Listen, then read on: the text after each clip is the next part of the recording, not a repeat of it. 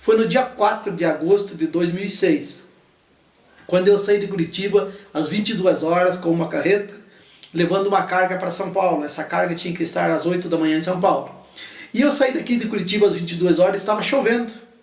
Quando eu passei a divisa de São Paulo, depois da Barra do Turvo, os veículos que vinham sentido contrário me davam um sinal de luz que havia um acidente.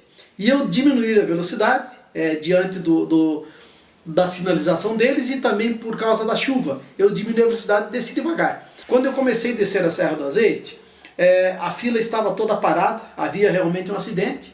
E é uma fila muito longa, né? Eu acredito que aproximadamente uns 500 metros de fila. E o último veículo que eu parei, atrás, era um Voyage.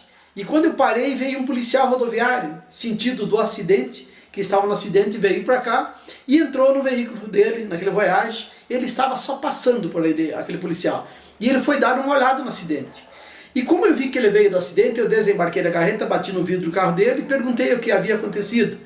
Ele me falou que havia um acidente, 2 ônibus colidiram, imprensaram um veículo no meio, um veículo pequeno, e havia uma criança que estava com hemorragia, e ele tentou atender, mas como a hemorragia era muito grande, o ferimento era profundo, a criança entrou em óbito. E ele não tinha mais nada que fazer. Quando o policial me falou que não dava sinal para celular, eu tinha no caminhão o rastreador. Então eu voltei no caminhão, mandei uma mensagem pelo rastreador para a nossa central em Curitiba, para que a nossa central avisasse a Polícia Rodoviária em Curitiba, né? E através do rádio a Polícia Rodoviária de Curitiba pudesse avisar a Polícia de Registro. E assim eu fiz, assim eles avisaram, e nós, depois que eu mandei o recado para a nossa central, eu fui até o local do acidente. Chegando no local do acidente, eu vi a criança caída no chão. Ela estava desfalecida e então eu vi várias pessoas chorando, tristes, lamentando. E eu, como mais um curioso, né, parecendo mais um curioso, cheguei até o local e fiquei olhando para a criança. E no momento que eu olhava aquela criança, eu lembrava das minhas crianças em casa. E aquilo foi me tocando no coração. Então, eu olhando para a criança, eu percebi que o sangue continuava escorrendo do corpo dela. Era uma noite fria e chuvosa. Quando eu vi o sangue escorrendo daquela criança, eu perguntei para uma pessoa ao lado quanto tempo havia acontecido aquele acidente. Daí eles me falaram que aproximadamente de 50 minutos a 1 hora. Então, percebendo pelo tempo e a quantidade de sangue que estava saindo do corpo da criança, eu por curiosidade me agachei e coloquei o dedo no sangue do corpo da criança, onde estava saindo sangue, e o sangue estava muito quente. Quando eu percebi que o sangue estava quente, eu percebi também que aquela criança poderia ter vida ainda, porque não é possível de 50 minutos a 1 hora uma criança em óbito e o sangue estar quente daquele jeito numa noite chuvosa. Então eu chamei e perguntei pelo pai, quem era o pai da criança. Ele se apresentou e eu perguntei para ele se eu poderia mexer na criança. Ele me falou assim: olha, não tem mais nada que fazer, ela já está morta, mas tudo que o senhor fizer será bem-vindo, pode mexer. Então, diante da autorização dele, e prevendo que a criança poderia ter fraturas também, eu peguei, abracei o corpo todo e virei ela com o ferimento para cima. E comecei a procurar sinais vitais dela. Abri a boquinha dela para ver se tinha alguma coisa obstruindo. A gargantinha dela não tinha. Coloquei o ouvido na boquinha para ouvir a respiração, também não tinha. Coloquei a mão no coraçãozinho dela, não batia. Procurei pulsação no bracinho dela, também não batia. Então, eu lembrei que nós temos uma outra pulsação. Eu procurei pulsação no tornozelo, né, onde nós temos uma pulsação também. E percebi que batia, pulsava o tornozelinho dela. Quando eu percebi a pulsação no tornozelo, eu já logo percebi que ela tinha vida, que ela não estava em óbito. Então, aquilo me encheu de alegria e de esperança. E eu voltei no caminhão correndo buscar lá um lençol que eu tinha e uma garrafa de água para que eu pudesse fazer curativos, lavar e amarrar o ferimento dela. Assim eu fiz, busquei o lençol no caminhão e uma garrafinha de água que eu tinha. Rasguei o meu lençol em 10 tiras estreitas, lavei o ferimento, amarrei todo o corpo dela, para parar de sair sangue. Eu lembro que eu coloquei a primeira compressa, o sangue passava, até a terceira ainda ultrapassou o sangue. Após a quarta compressa, o sangue parou, né? Então eu comecei a fazer os procedimentos, né, de massagem cardíaca e respiração boca a boca. Eu lembro que quando eu comecei a fazer, eu pedia a direção de Deus e orava muito, porque eu não sabia nada. Eu me coloquei diante de Deus como eu não sabia nada. Eu não era nada, mas que Ele sabia tudo, que me usasse como um instrumento nas mãos dele naquele momento. E a família, Valdir? E o pai dela ali e tal, como é que foi o clima ali daquele pessoal que estava vendo você lutando sozinho? O clima foi muito tenso, porque o policial que havia me falado que a criança já tinha entrado em óbito e que não tinha mais o que fazer, ele, quando eu fui buscar o lençol no caminhão, ele me seguiu até onde estava o corpo da criança, e enquanto eu fazia os procedimentos, ele me olhava com a cara feia, porque ele estava bravo comigo, porque eu estava contrariando as informações dele. Ele já havia me falado que ela tinha entrado em óbito, e eu estava fazendo. E não só os pais e aquele policial, mas ali tinha mais ou menos 500 metros de fila. Tinha muita gente. Ali me olhavam com um olhar estranho, porque eu estava mexendo no defunto, né? De repente um simples motorista passando por ali estava contrariando as informações de um policial treinado, experiente, que já havia falado que a criança estava morta. Mas eu continuei falando com Deus e fazendo. Eu lembro que eu fiz durante 20 minutos e não obtive resultado. Daí eu comecei a fazer novamente falando com Deus, né? Pedindo para que Ele abençoasse, fizesse um milagre.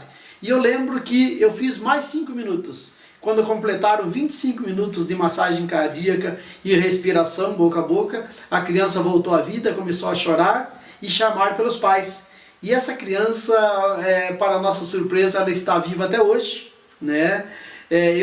Ela tinha na época 10 aninhos, eu tive a oportunidade de ir no aniversário de 15 anos dela, e Deus tem abençoou muito, aquela família ficou muito feliz. Após esse episódio, né, quando a criança voltou à vida, demorou ainda 1 hora para chegar o socorro. Daí quando o socorro chegou o SAMU e o corpo de bombeiro, eles levaram essa criança, né, para fazer os procedimentos corretos no hospital, e deu tudo certo.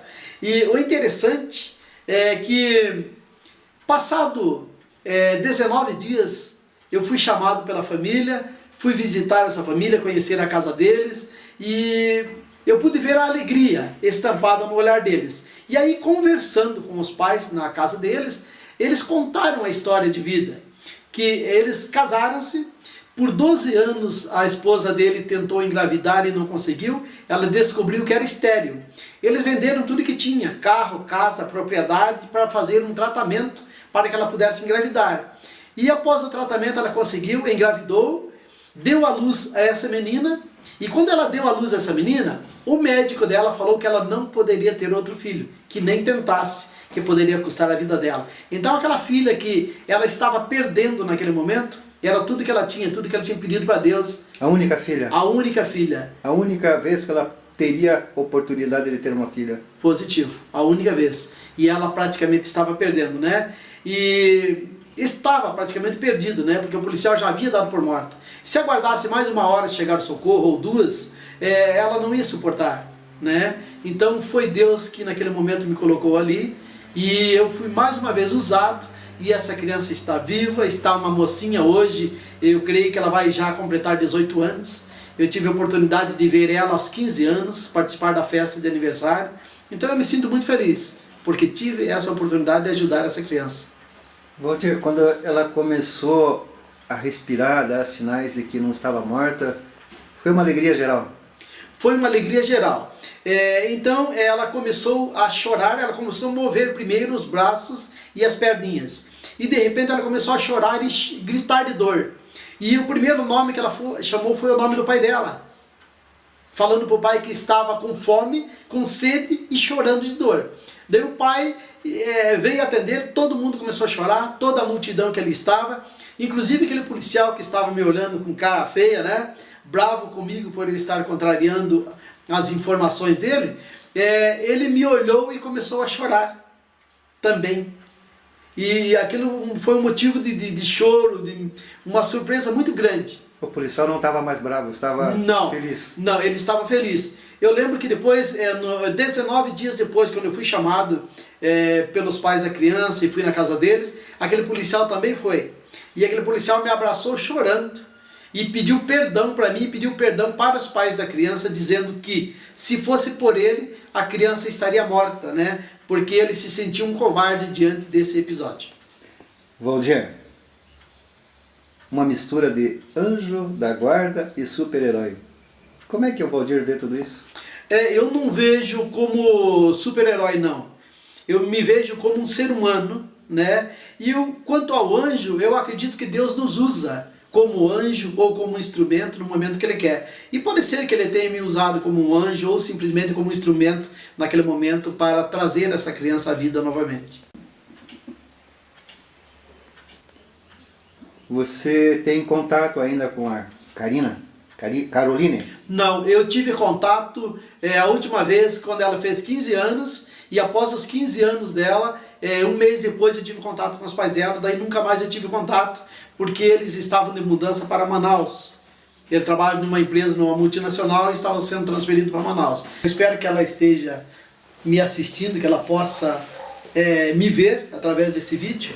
E eu queria dizer para ela que mais feliz que ela e que os pais dela, me sinto eu por ter tido a oportunidade de ajudar ela naquele momento em que já estava decretado, né, a morte dela, mas que não por minha competência, mas pela grande misericórdia de Deus, Ele me usou naquele momento, né, e me ensinou a fazer a coisa certa, os procedimentos certos, e ela voltou à vida. E eu estou muito feliz e por ser assim o responsável por ela estar viva, e eu me sinto como um segundo pai dela, né? E eu estou muito feliz por ela também. E agradecer o pai dela também por naquele momento ter me autorizado a mexer na Caroline, ter confiado em mim, né?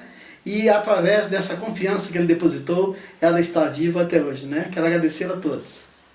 Espero que você faça milhares de quilômetros, espero que você continue viajando.